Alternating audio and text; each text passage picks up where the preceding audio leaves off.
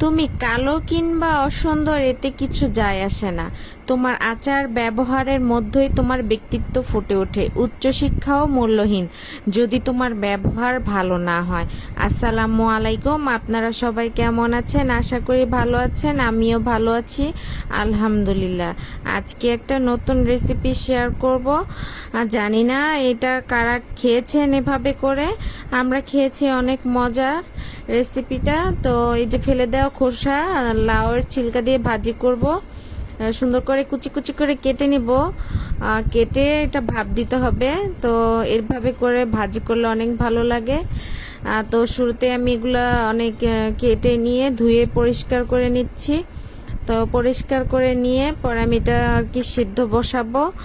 আর সাথে বরবটিও দিয়ে আমি একটা নতুন রেসিপি শেয়ার করব আপনাদের সাথে।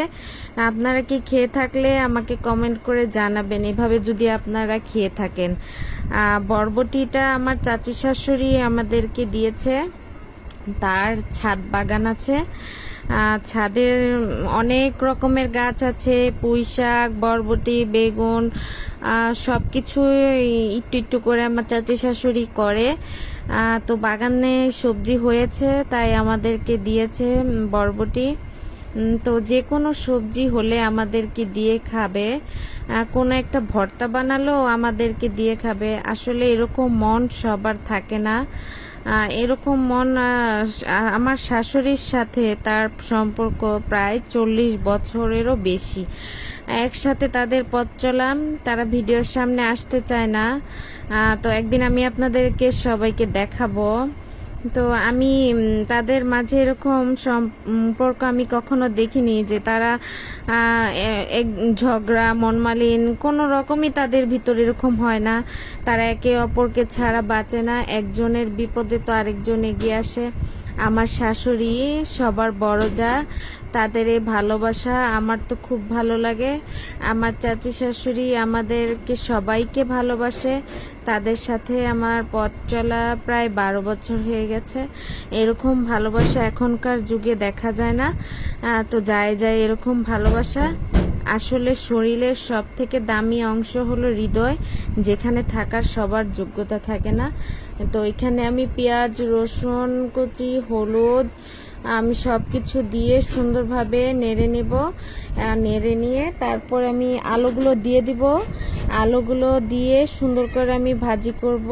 প্রথমে আলুগুলো সিদ্ধ দেই নেই, কারণ আলুগুলো নরম হয়ে যেতে পারে। পরে দিয়েছি। তো এই যে আমার ভাজি প্রায় হয়ে গেছে। পরে আমি কড়াইয়ের মধ্যে তেল দিয়ে দিচ্ছি। তেল দিয়ে রসুন কুচি, পেঁয়াজ, পরে তেজপাতা, মরিচ দিয়ে সুন্দরভাবে আমি এটাকে জাল করে ভেজে নিব। ভেজে নিয়ে তারপরে আমি মশলা অ্যাড করে দেব।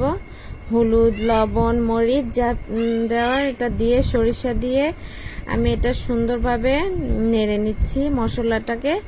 মশলাটাকে নেড়ে নিয়ে সুন্দর মতো পরে আমি যে বেটে রাখা বরবটিটা আমি এখানে ঢেলে দেব। আপনারা চাইলে ব্লেন্ড করেও নিতে পারেন। তো আমি এখানে বেটে রেখেছি বরবটিটা। তারপরে এখানে আমি ঢেলে দেব।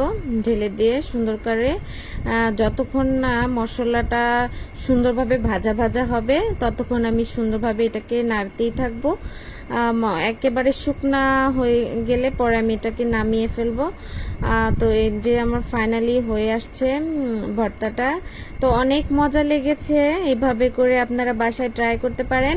আজকের মতো এই পর্যন্তই। আল্লাহ হাফেজ।